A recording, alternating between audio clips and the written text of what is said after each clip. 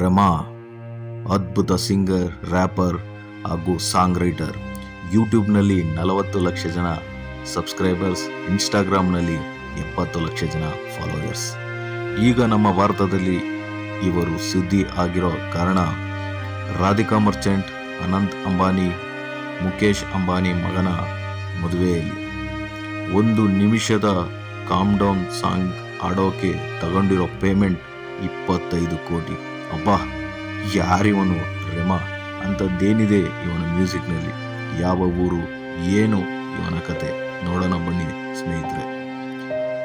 ದಯವಿಟ್ಟು ನನ್ನ ಚಾನಲ್ಗೆ ಸಬ್ಸ್ಕ್ರೈಬ್ ಮಾಡಿ, ಬೆಲ್ ಬಟನ್ ಒತ್ತಿ ಸದಾ ನೋಟಿಫೈ ಆಗಿರಿ ಸ್ನೇಹಿತರೆ. ನಿಮ್ಮ ಒಂದು ಚಂದಾದಾರಿಕೆ ನನಗೆ ಇನ್ನಷ್ಟು ವಿಡಿಯೋ ಮಾಡಲು ಸ್ಫೂರ್ತಿಗಿದ್ದಾರೆ.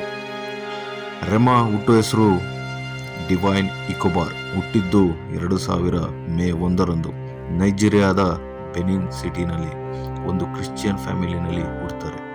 ಅವರ ಅಪ್ಪ ತೀರಿ ಹೋದ ನಂತರ ಇವನ ಬೆಳೆಸಿದ್ದು ಅವರ ಅಣ್ಣ. ಅವರ ಅಮ್ಮ ಅವರ ಸಾಧನೆಗೆ ಸ್ಫೂರ್ತಿ. ಈತನಿಗೆ ಇನ್ನೂ 24 ವರ್ಷ ಅಷ್ಟೇ. ಆದರೆ ಇಷ್ಟರ ಮಟ್ಟಿಗೆ ಇವರ ಹಾಡು ಜನರ ಮನಸ್ಸಿನಲ್ಲಿ ನಿಲ್ಲೋಕೆ ಒಂದು ಕಾರಣ ಇದೆ. ಅದು ಏನು ಅಂತ ಹೇಳ್ತೀನಿ. ಇವರು ಸಣ್ಣ ವಯಸ್ಸಿನಿಂದ ಚರ್ಚ್ನಲ್ಲಿ ಪರ್ಫಾರ್ಮೆನ್ಸ್ ಕೊಡ್ತಾ ಬರ್ತಿರ್ತಾರೆ. ಒಂದು ಸಲ ಗುಚ್ಚಿ ಗ್ಯಾಂಗ್ ಅನ್ನೋ ಸಾಂಗ್ನ ಇನ್ಸ್ಟಾಗ್ರಾಮ್ನಲ್ಲಿ ಅಪ್ಲೋಡ್ ಮಾಡ್ತಾರೆ. ಈ ಸಾಂಗ್ ಸಖತ್ ವೈರಲ್ ಆಗಿಬಿಡುತ್ತೆ. ಇದಾದ ನಂತರ ಅವರಿಗೆ ಆ್ಯಪಲ್ ಮ್ಯೂಸಿಕ್ನಲ್ಲಿ ಚಾನ್ಸ್ ಸಿಗುತ್ತೆ. ಇದರಲ್ಲೂ ನೈಜೀರಿಯನ್ ಚಾನ್ಸ್ ಅಂತ ಮ್ಯೂಸಿಕ್ ಮಾಡಿ ಅದರಲ್ಲೂ ಟಾಪ್ ಲಿಸ್ಟ್ ಪಡಿತಾರೆ. 2019ರಲ್ಲಿ ಡುಮೈಬಿ ಮ್ಯೂಸಿಕ್ ವಿಡಿಯೋನ ಡಯಾನಾ ಎನಾಜೆ ಅವರ ಜೊತೆ ರಿಲೀಸ್ ಮಾಡ್ತಾರೆ. ಇದಂತೂ 75 ಮಿಲಿಯನ್ ವ್ಯೂಸ್ ಸಿಗುತ್ತೆ ಯೂಟ್ಯೂಬ್ನಲ್ಲಿ. ಇದಾದ ನಂತರ ಪ್ರತಿಷ್ಠಿತ ಫಿಫಾ 21 ಫುಟ್ಬಾಲ್ ವರ್ಲ್ಡ್ ಕಪ್ ಆಲ್ಬಮ್ನಲ್ಲೂ ರೆಮಾ ಆಲ್ಬಮ್ ಸೇರುತ್ತೆ. 2023ರಲ್ಲಿ ಮಾಡಿದ ರೇವ್ ಆ್ಯಂಡ್ ರೋಸಸ್ ಆಲ್ಬಮ್ ಇವರ ಲೈಫ್ ಟರ್ನಿಂಗ್ ಪಾಯಿಂಟ್ ಆಲ್ಬಮ್ ಆಗುತ್ತೆ. ಈ ಆಲ್ಬಮ್ನಲ್ಲಿ 16 ಸಾಂಗ್ ಇರುತ್ತೆ.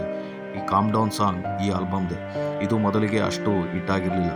ಯಾವಾಗ ಈ ಕಾಮ್ ಡೌನ್ ಸಾಂಗ್ನ ಸೆಲೆನಾ ಗೋಮೆಸ್ ಜೊತೆ ರಿಮಿಕ್ಸ್ ಮಾಡಿಬಿಡ್ತಾರೋ ಆಗ ಇಡೀ ಪ್ರಪಂಚನೇ ತಲೆದೂಗಿಸುತ್ತೆ.